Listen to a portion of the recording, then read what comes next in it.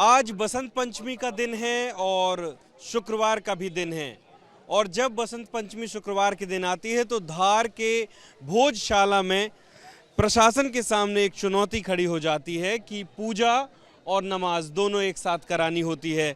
इस बार कोर्ट ने भी ये कहा है कि पूजा और नमाज एक साथ होगी। दोनों पक्ष जो है शांतिपूर्ण तरीके से अपनी अपनी धार्मिक गतिविधियों को यहाँ पर पूरा करेंगे। प्रशासन भी उसको लेकर के आप देख सकते हैं कि किस तरीके के इंतजामात हैं। यहाँ पर जो सुरक्षा व्यवस्था है वो है और सुबह से ही श्रद्धालुओं के आने का भी सिलसिला शुरू हो गया है। और यहाँ पर जो है मेटल डिटेक्टर लगाए गए हैं। आप देखिए कि किस तरीके से लोग जो है लगातार आ रहे हैं। चेकिंग भी व्यवस्था की गई है ताकि किसी तरीके की कोई अप्रिय घटना ना हो सके। अशोक जैन जी हमारे साथ हैं जो हिंदू जो भोज उत्सव समिति के यहाँ पर संरक्षक हैं। अशोक जी, इस बार जो है अखंड पूजा की बात हिंदू समाज कह रहा है। हिंदू समाज ने हमेशा अखंड पूजा करी है। 2006 में भी शुक्रवार आया था, अखंड पूजा हुई। 2013 में भी हुई और 2016 में भी। और अब के समिति ने आह्वान किया था अखंड पूजा होगी, मतलब होगी। उसको लेकर सुप्रीम कोर्ट ने मोहर लगा दी है कि हिंदू समाज अपनी अखंड पूजा करेगा। साथ ही एक और खुशी हमारे को कि हाई कोर्ट में जो हमारा केस पेंडिंग था, यहाँ की सर्वे रिपोर्ट जाने के बाद उसका फैसला नहीं दे पा रही थी हाई कोर्ट, क्योंकि सुप्रीम कोर्ट का स्टे था। सुप्रीम कोर्ट ने स्टे हटा दिया और हटा स्टे तो हाई कोर्ट को निर्देश दिया कि अतिशीघ्र इसका फैसला करे।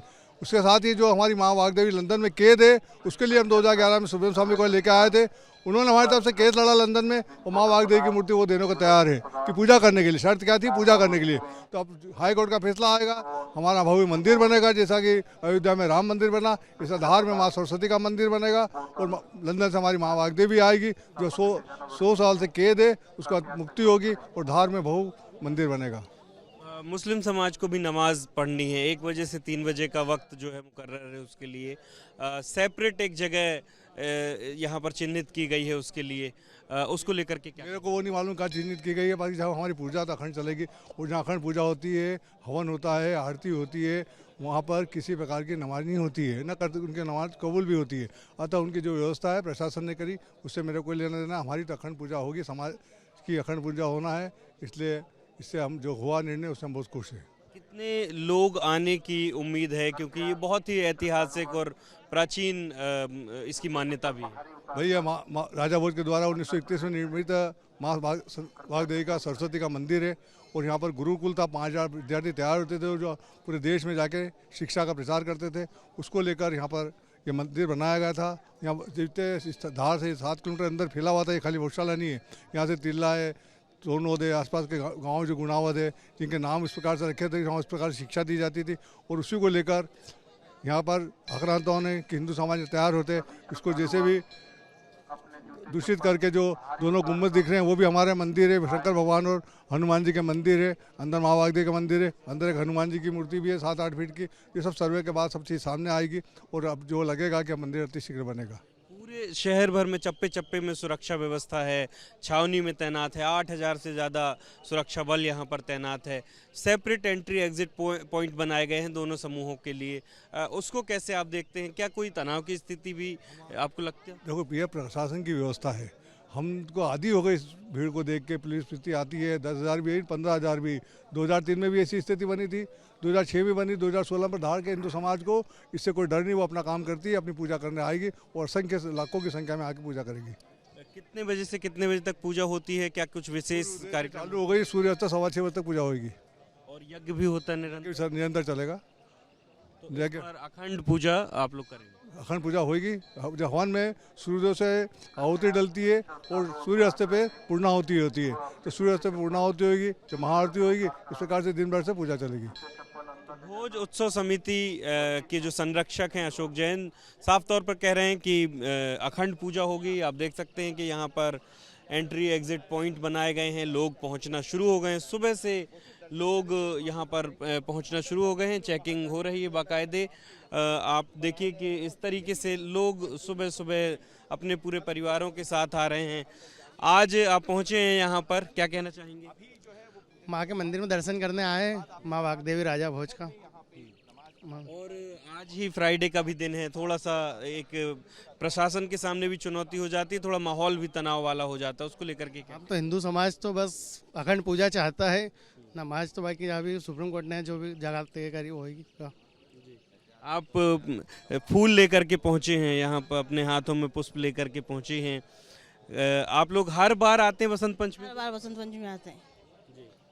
और कितने सालों से लगातार आ रहे हैं? 6-7 साल से लगातार आ रहे हैं। मेरी 6-7 साल हुए मैरिज को, जब से लगातार बहुत साल आ रहे हैं। और माँ की अखंड सुबह से तैयार आप लोग? रात से तैयार है, जब से फैसला आया है कोर्ट का, हम बहुत प्रसन्न हैं। तो और आप तो कई सालों से देख रहे होंगे यहाँ पर पूजा, कई बार विवाद भी हुए, बहुत सारी चीजें हुई।